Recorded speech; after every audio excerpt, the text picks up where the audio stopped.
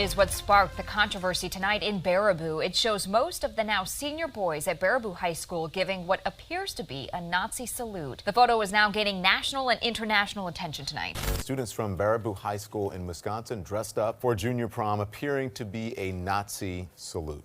Happy Monday! Apparently being a Nazi in America is the only thing that qualifies as free speech. Alright guys, Kevin here. The hyperbolic baboon you just saw, that's Hassan Piker. He is a contributor to the Young Turks.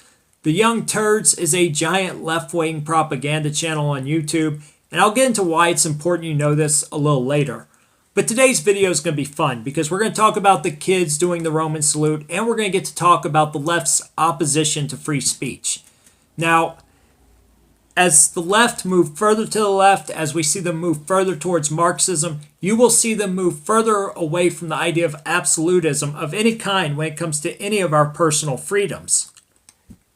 This is because while we on the right value the individual and think that government's only job should be to secure liberties for the individual, people on the left believe that the individual should give up liberties and give up property for the collective. And if they don't do it willingly, then government should be used to force them to do this.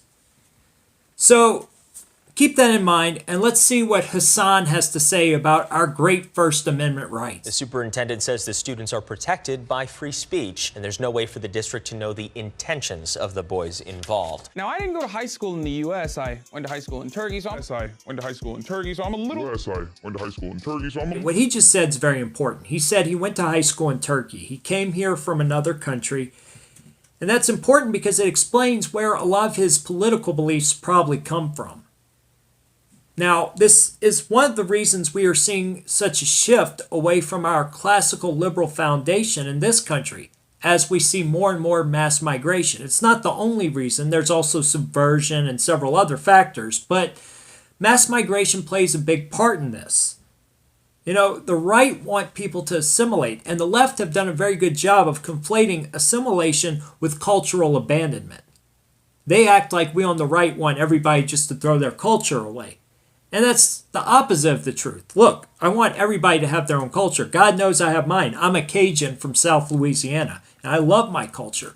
But when you ask what I identify as, I don't say Cajun. You know, I identify first as an individual, not some trans, non-binary Pop-Tart. I identify as me. But next, I identify as an American. And as an American, I believe in the founding principles of America. But believe me, this is very important. If there was another country somewhere else that had the same Bill of Rights that America has, or even more civil liberties and personal freedom than we have here in America, God knows I would migrate to that country in a heartbeat, and I'm sure a lot of you would too. But I wouldn't go there to change it. And that's what this guy's doing. That's what the left want to do. They want us to move away from that foundation. And when we do that, we are no longer America. I'm a little unfamiliar with how misbehaving kids are punished here, but I don't exactly remember American principals having this open-minded approach to free speech when the students were black. I think it's worth being said that the left create Nazis. Now, they're not actual Nazis. They're Nazis, N-O-T-C, not communists, because anybody who's not communist is a Nazi to the left. And what's happening here with this photograph of these kids, they're not actual Nazis.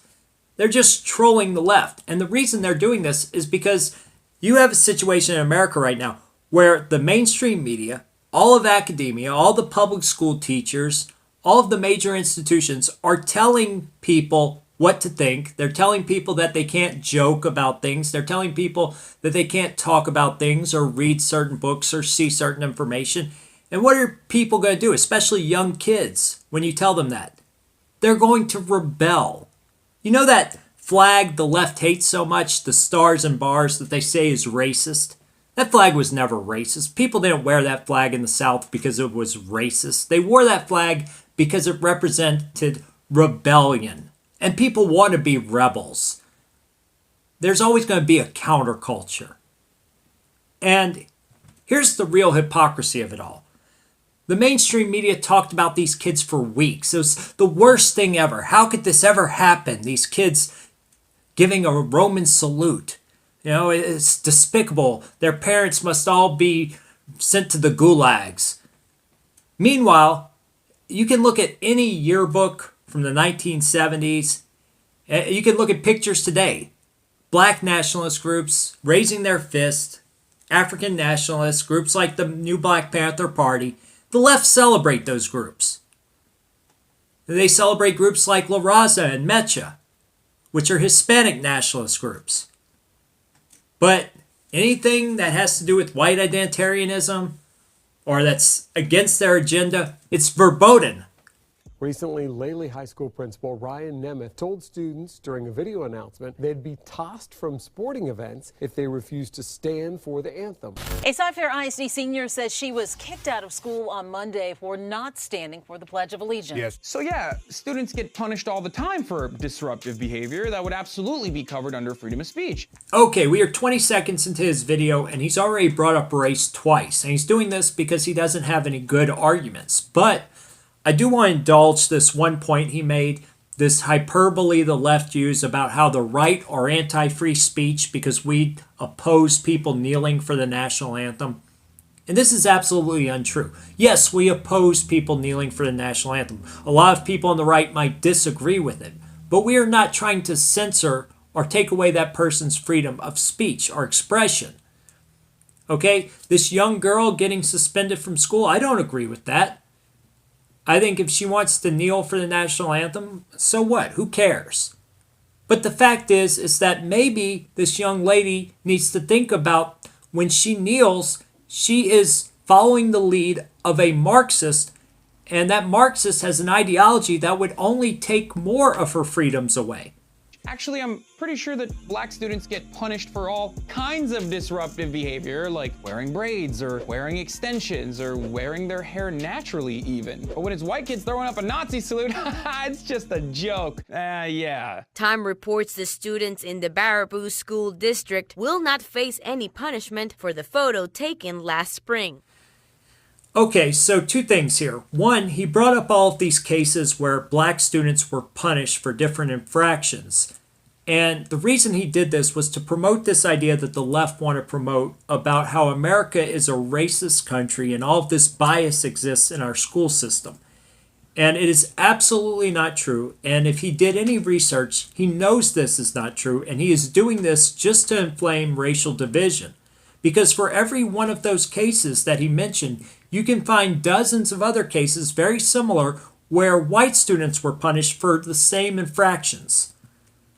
Now, secondly, these kids who did the Hail Hydra, Hail Hitler salute, they did that off school premises. And it was not done during school hours.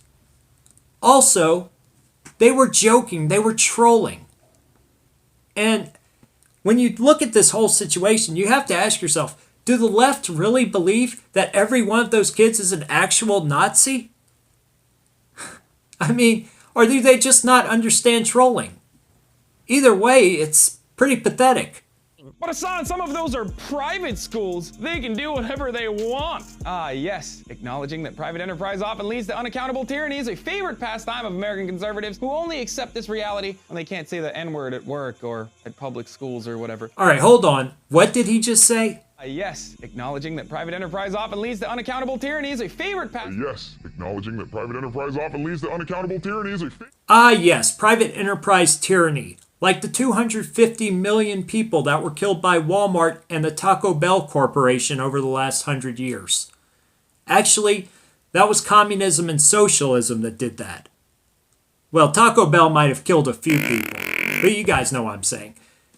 There is some private enterprise tyranny. The problem is the very companies that are tyrannical, Facebook, Google, Twitter, the social engineers, the people pushing an anti-American agenda and anti-human agenda, those are the same companies that are proliferating Young Turks content.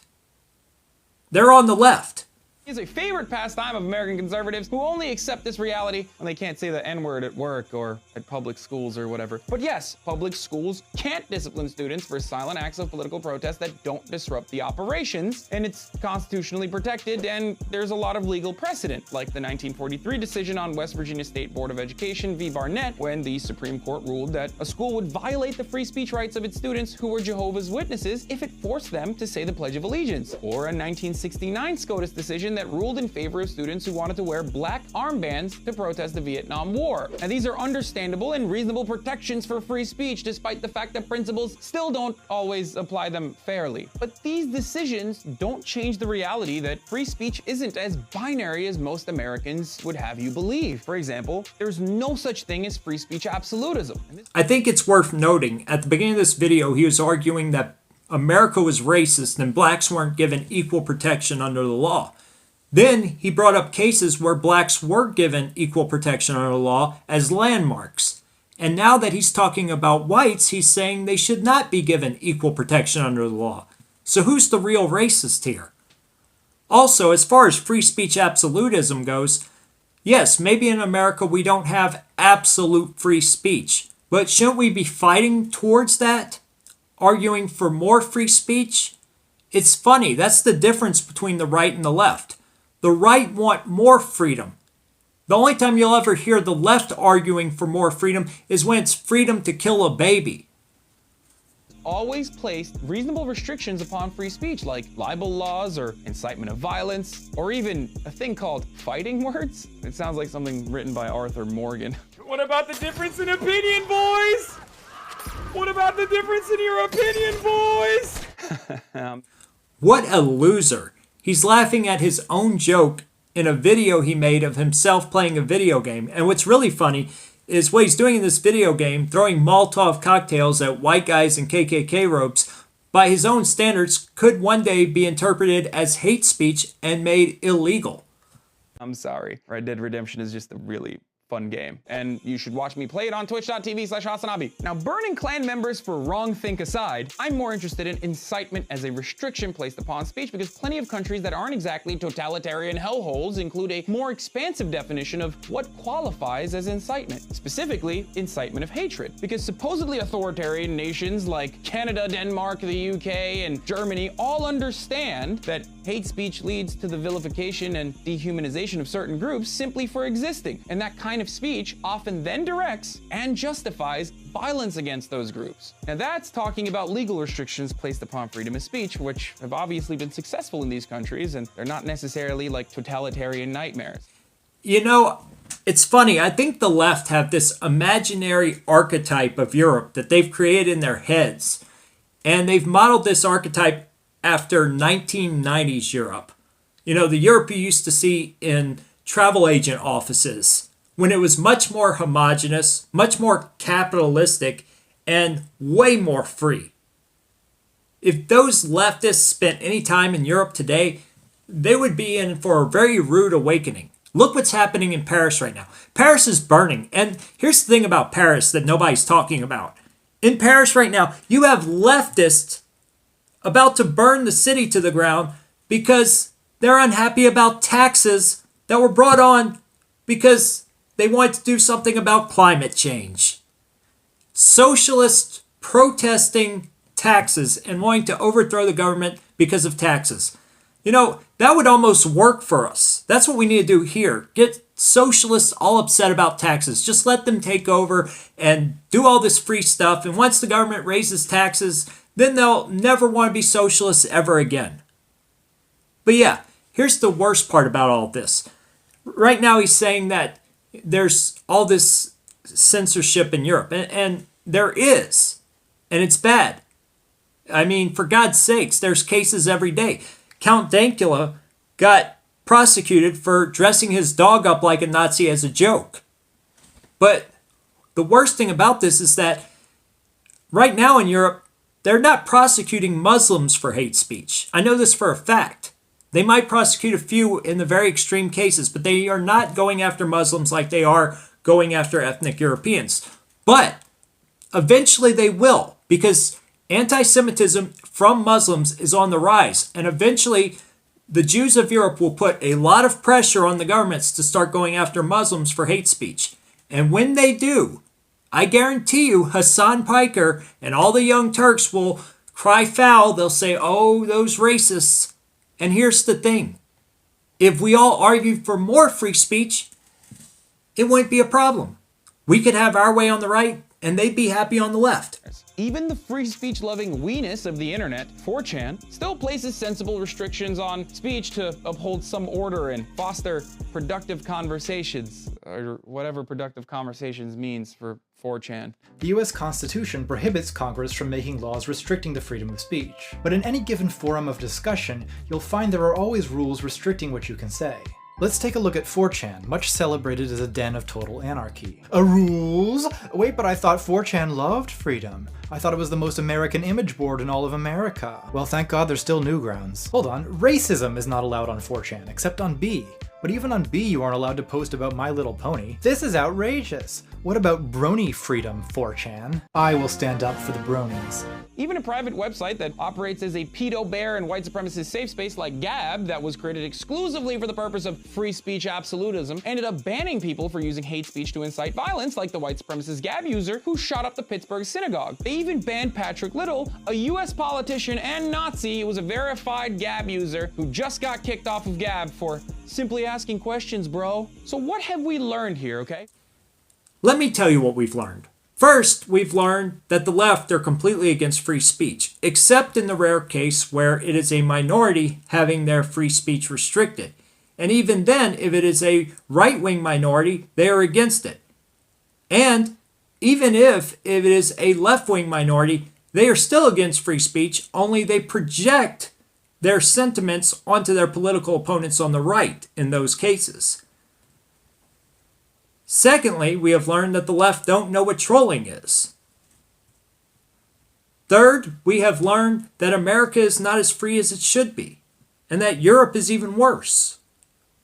And the reason for that is people like this young man who is speaking out against freedom of speech. Now, there's a reason that the left hold these beliefs. And I believe that is because networks like the Young Turks and people in the left-wing media, they have a privilege. They have a protection given to them. They are a protected group. When you talk about censorship on the right, demonetization, it is always people like myself. Small YouTubers doing this in their spare time who cannot be allowed to compete with the mainstream narrative. I guarantee you that if Hassan Piker had been brought up more conservative, or if he had grown out of his man-baby stage and started paying taxes and realizing the virtues of free market capitalism, if he had actually ever read any books on political philosophy like Rothbard or Hans Hermann Hoppe, he would be a right-wing YouTuber, and then he would be demonetized and censored, and he would have a completely different opinion about free speech. But you see, while these big companies are censoring people on the right, they are proliferating networks like the Young Turks. So let's say hell froze over and the Young Turks were demonetized. Well, even then, they would still be in a better position than people on the right are, because they are supported not by viewers like us on the right are. These networks like the ones I brought up earlier, Now This, Broadly, the Young Turks, they all have big budgets, big productions, lots of cast members on their networks. They are protected by these big NGOs and governments in some cases like the Young Turks. Governments that are very authoritarian, that are very against free speech, but would gladly pay for a media network to put out the narratives that they want put out. So of course they're going to hold an anti-free speech position. Anyway, I'm sort of rambling now. I better go. But anyway, I started a, Patreon thing, because you can support networks like mine. I'm not asking you to support my network. If you want to, You can donate to me so I can go buy a shotgun to go hunting with, and I won't have to tell my wife about it. But I do want to support the Legal Defense Fund that a few people on the right just started. It's a fund to help the members of RAM and some other groups that were arrested. And so I will give them money to that, and I will give some money to the Proud Boys if they have their legal things set up yet. They've been going through all kinds of stuff lately, so I don't know what they're going to do. But I know they have their own fund set up for those Proud Boys in New York City. So either give to them directly or you can donate to my Patreon. My Patreon is patreon.com/HailHydra. It's pretty easy, and you don't have to give much. Like I said, I'll just collect money over time, and eventually I'll dole it out to different activists and different things like this Legal Defense Fund. So specify if you want to donate to the channel, but you don't have to. I don't care. I mean, I would like a new gun, but, you know, whatever. I'm doing all right. Some guys in the right, they're having some serious legal problems. So prioritize, guys. Prioritize. Patreon.com/HailHydra. We'll see you.